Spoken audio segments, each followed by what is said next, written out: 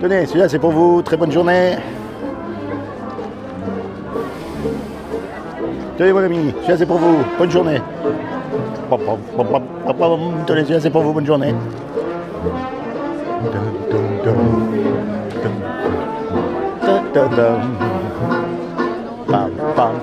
Tiens mon ami, celui-là c'est pour toi, bonne journée, sois béni. Ça c'est de la musique. C'est vrai en plus. Tenez, celui-là c'est pour vous, vous avez peut-être gagné, on ne sait jamais. Allez, celui-là c'est pour vous, c'est le vôtre. Tenez, prenez-le, c'est gratuit. Allez, tenez, vous aussi. Tout le monde a sa chance. Tout le monde a sa chance. Allez, allez-y, voilà, bonne journée. Celui-là c'est pour vous, allez-y, vous avez votre chance. Et comme je suis pour l'appeler des copines, chacun le sien. Hein. Merci. Bonne journée. Pam, pam, pam. Tenez, celui-là c'est pour vous, bonne journée. Allez, les amoureux. Tenez les amoureux, celui-là c'est pour vous. Allez, bonne journée. Celui-là c'est le vôtre. Très bonne journée. Celui-là c'est à vous. Les meilleurs c'est ceux qui ont les casquettes. Hein, on m'a toujours dit, c'est pas vrai? Voilà, tenez madame, celui-là c'est le vôtre. Très bonne journée. Allez. Celui-là c'est le vôtre. Bonne journée.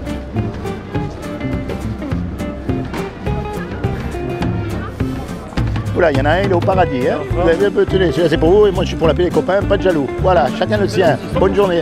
Voilà, 100% gagnant. Allez, tenez, celui-là c'est pour vous. Bonne journée. Tenez, celui-là c'est le vôtre. Allez, chacun le sien. Bonne journée. Tenez madame, celui-là c'est pour vous. Très très bonne journée. Pam, padam, pam, pam.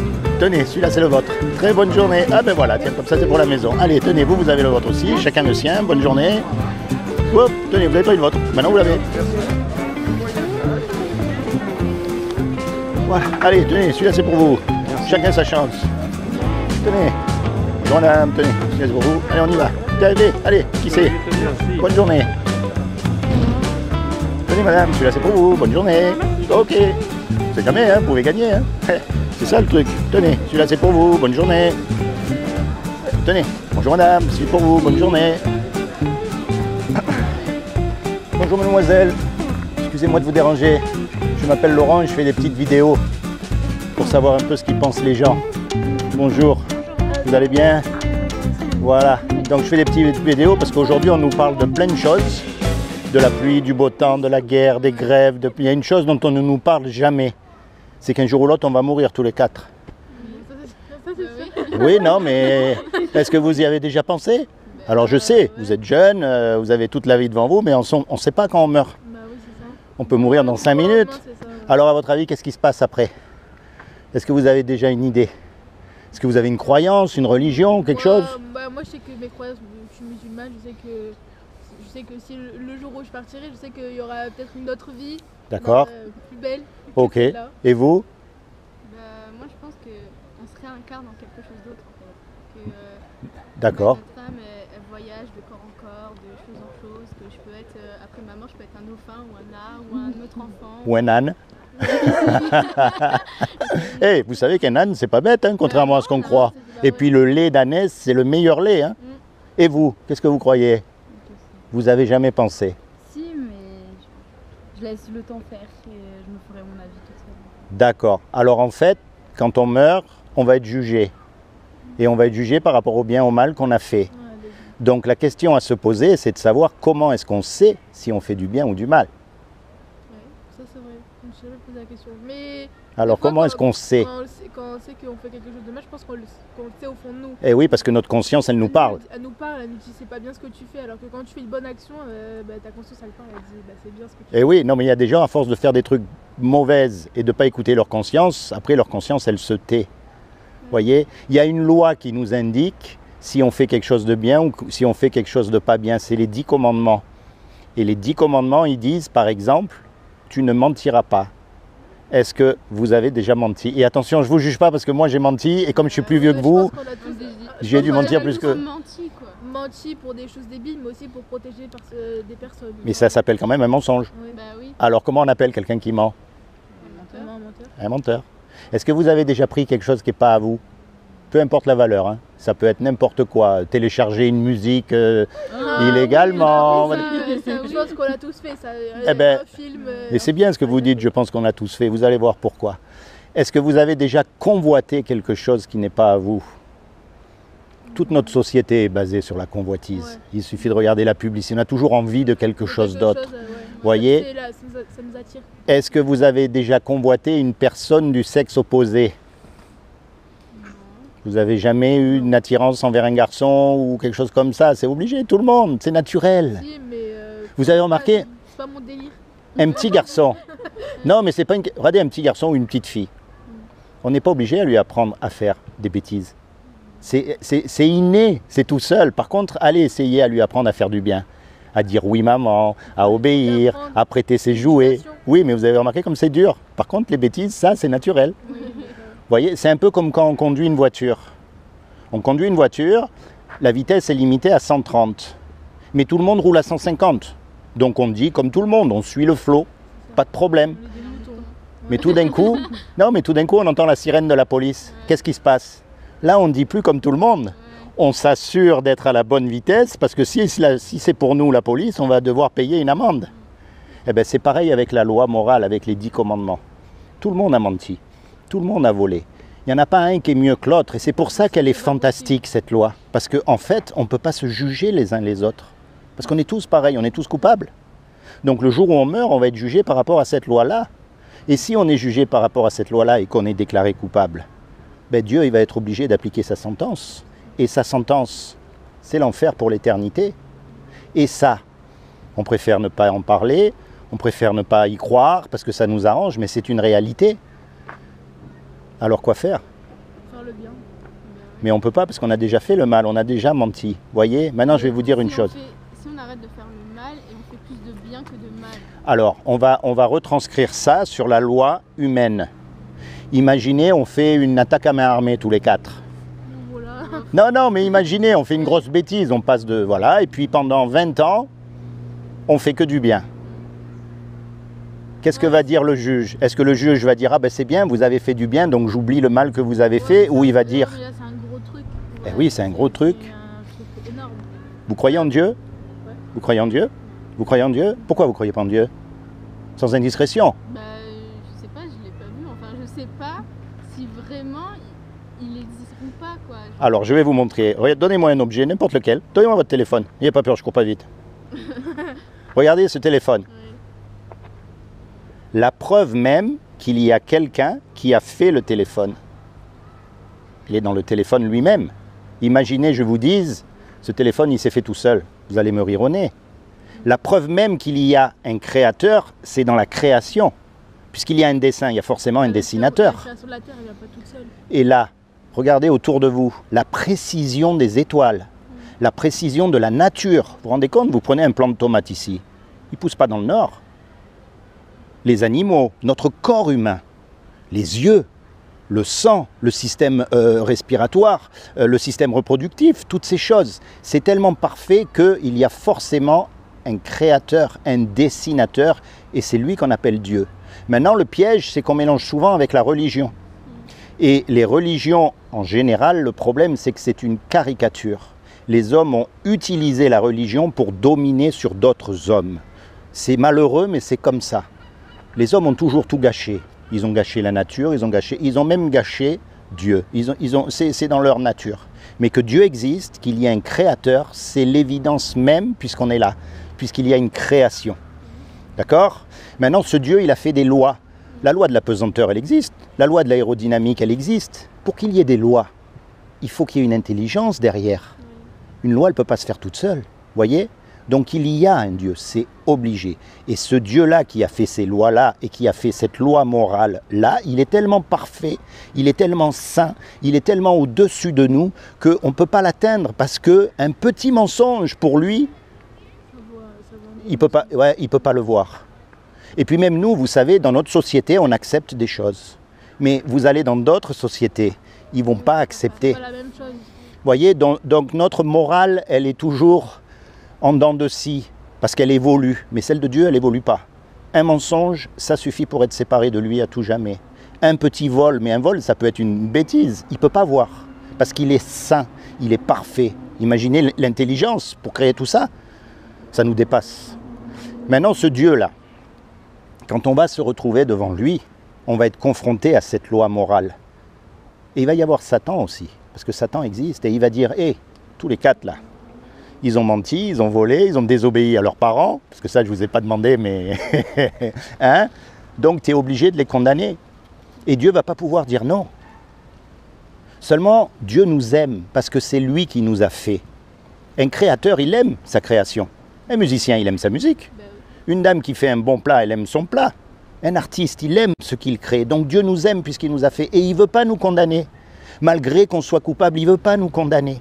Donc il a fait quelque chose pour que vous et moi, malgré qu'on soit coupable, encore une fois, on puisse éviter justement sa condamnation, c'est-à-dire l'enfer pour l'éternité. Est-ce que vous savez ce qu'il a fait? Est-ce que vous voulez savoir? Ah, quand même, hein? On ne sait jamais. Alors voilà ce que je crois, moi. C'est qu'il y a 2000 ans, comme il n'a trouvé aucun homme de parfait sur la terre, même le plus religieux des religieux, il ne pourra pas dire qu'il est parfait. Donc comme il a trouvé personne sur la terre qui soit parfait, il est venu lui-même sur terre et il s'est revêtu d'un corps. Il s'est habillé avec un corps comme une main rentre dans un gant. Et ce corps, c'est Jésus. Et quand Jésus est mort sur la croix, en fait, il est mort à votre place, à ma place sur la croix. Parce que lui était innocent, il était parfait, il était pur. Donc quand on offre un sacrifice, il faut qu'il soit parfait. Et quel sacrifice plus parfait que Dieu lui-même? Dieu s'est sacrifié pour nous. Et il a dit, quiconque croit que Jésus est le Fils de Dieu et qu'il est ressuscité des morts, il aura la vie éternelle à mes côtés. Mais attention, quand je dis Fils de Dieu, ce n'est pas au sens humain du terme. Dieu ne peut pas avoir de relation avec une dame, il ne peut pas avoir de fils. C'est comme les musulmans. On les appelle les fils du désert, mais le désert ne peut pas avoir de fils. C'est parce qu'ils sont tellement imprégnés, intégrés avec le désert, qu'on les appelle les fils du désert. Et Jésus, c'est pareil. Maintenant, il y a un problème, c'est que les démons aussi y croient. Vous savez que les démons, ça existe. Ils croient et ils tremblent. Donc ça ne suffit pas ça. La clé, si vous voulez, là-dedans, c'est un mot qu'on appelle la repentance. Et repentance, ça veut dire quoi? L'essence même de la repentance, ça veut dire de se tourner vers Dieu. Mais pas n'importe comment. Quand vous êtes toute seule. Moi, mon but, c'est pas de vous amener dans une église ou dans une organisation ou non. C'est pas... Si vous allez dans une église, tant mieux, mais c'est pas mon but. Quand vous êtes toute seule, commencez à parler à Jésus. Dites-lui, moi je veux savoir. Moi je suis musulmane, mais je veux savoir quand même parce que je vais mourir aussi. Commencez à avoir une relation personnelle avec lui. Vous avez remarqué, vous êtes unique. Il n'y en a pas deux comme vous. Et ça depuis... Non mais ça depuis que les hommes existent, c'est fou. Depuis le début de la création, il n'y a jamais eu deux comme nous. On est tous uniques. Et ça montre quoi? Ça montre que Dieu ne nous a pas fait des robots. Les religions, si vous regardez bien, tout le monde fait pareil au même moment pratiquement. Vous voyez, les gens n'ont même plus de cœur. Sauf que c'est pas toujours retranscrit pareil. Oui, voilà, mais on fait tous, voilà, il y a des heures à faire, des prières à faire, des trucs à faire. Oui, mais si vous voulez, et les gens perdent la foi parce qu'il n'y a pas de vie là-dedans. Alors que Dieu, comme il vous a fait unique, ce qu'il veut, c'est une relation unique avec vous. Parce que vous avez subi des injustices que moi, je n'ai pas subies. Et vice-versa. Vous avez eu des joies aussi que je n'ai pas eues. Et vice-versa. On a chacun une vie bien particulière. Et Dieu veut entrer dans cette vie. Il ne veut pas s'imposer. Il veut que vous l'invitiez. Parce qu'il veut vous aimer, il veut vous protéger, il veut vous guider, il veut vous conduire. Et plus que tout, il veut vous sauver pour le jour du jugement. Ce jour-là, ça sera trop tard. Alors soit, je vous ai dit des bêtises, on aura bien rigolé, soit je vous ai dit la vérité, et là vous risquez de perdre gros. Parce que la vie, quelle que soit la galère où on est, que l'on soit malade, que l'on soit en bonne santé, que l'on soit même riche, que l'on soit en prison, ça s'arrête. Mais après, ça ne s'arrête plus. Après, on sort de cette dimension du temps pour entrer dans une dimension où il n'y a plus de temps. C'est ce qu'on appelle l'éternité. Il n'y a pas de début, il n'y a pas de fin. Et là, si vous n'avez pas fait le bon choix sur la terre, c'est-à-dire si vous n'avez pas choisi le bon avocat pour le jour du jugement, Dieu sera obligé d'appliquer sa justice. Parce que même s'il est amour, l'amour implique la justice.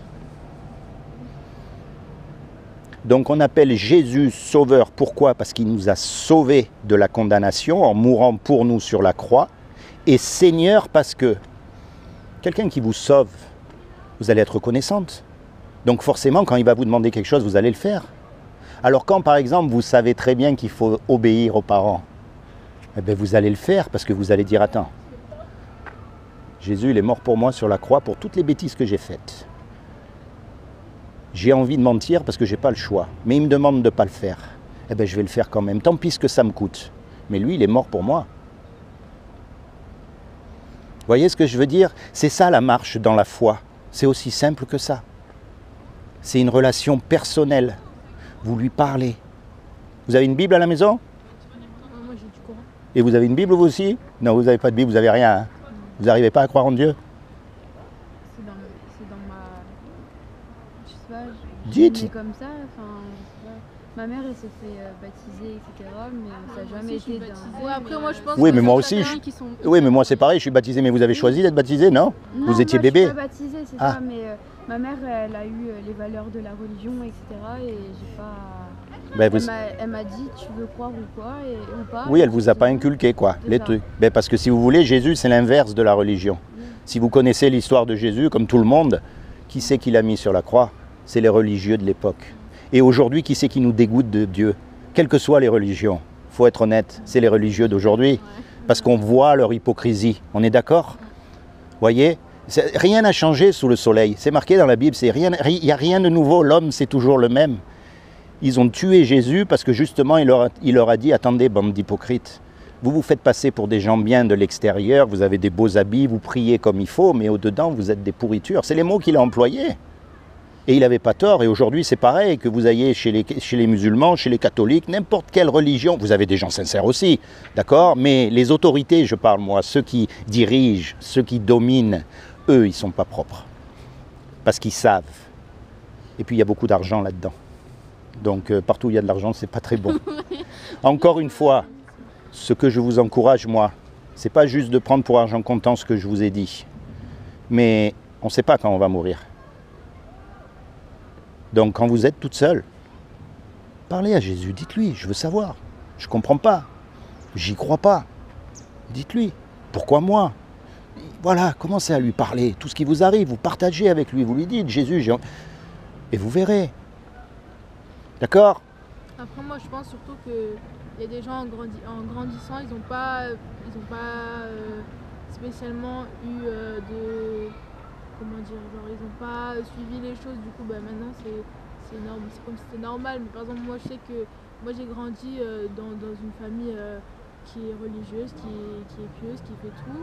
Et moi je sais que j'ai grandi avec ça et pour moi je sais que très bien tout ce qu'on me dit, je sais très bien que moi j'y crois, enfin voilà quoi. Mais après je sais que il y a des gens qui... Pourtant vous n'avez pas le voile? Bah non. Mais après ça aussi c'est un autre truc. Parce que je me dis que on n'est pas obligé de porter le voile ou quelque chose comme ça pour être pieuse, pour faire sa prière, pour croire en Dieu, on peut très bien être nous-mêmes. Normal, naturel. Et naturel et faire les choses, peut-être pas devant les gens, mais faire les choses. C'est très bien ce que vous dites là. Le faire pour soi, oui, c'est pas devant les gens qu'il faut faire les choses. C'est pas pour les gens que je vais aller prier, c'est bien. C'est devant Dieu. C'est juste pour Dieu, genre. Oui, eh ben c'est excellent. Pas pour moi-même, pas pour ma mère, pas pour mon père. Et pourtant, c'est eux qui m'ont inculqué les choses. Ouais. Hein. Mais je sais que moi, c'est un rapport entre moi et Dieu. C'est ce que Jésus nous enseigne. Ne vous parez pas avec les objets, l'apparence extérieure de la beauté, mais parez-vous avec l'intérieur. Voyez, c'est ce que Dieu nous enseigne. Ok? Alors encore une fois, mesdemoiselles, pensez à ces choses parce qu'il n'y a rien de plus important dans la vie que la mort. Ici, on peut tout rater, on peut tout réussir, on peut être milliardaire, on peut être ce que vous voulez. Mais le jour où on part... On part une main devant, une main derrière, comme on dit. Comme on dit, on part, mais on part avec rien du tout. Avec rien. On n'a ni argent, ni voiture, ni clé, ni maison, ni rien. Non, c'est juste notre âme. Et un bras blanc. C'est tout. D'accord? Je vous remercie de m'avoir écouté. Seigneur Jésus, je te demande vraiment de bénir mes trois amis ici, de leur accorder le désir à chacune d'entre elles, le désir de leur cœur, de les détourner définitivement et complètement du péché, de leur accorder la révélation que tu es le Sauveur et le Seigneur, Seigneur. Merci Jésus. Amen. Soyez bénis toutes les trois. Ok? Et merci de m'avoir supporté.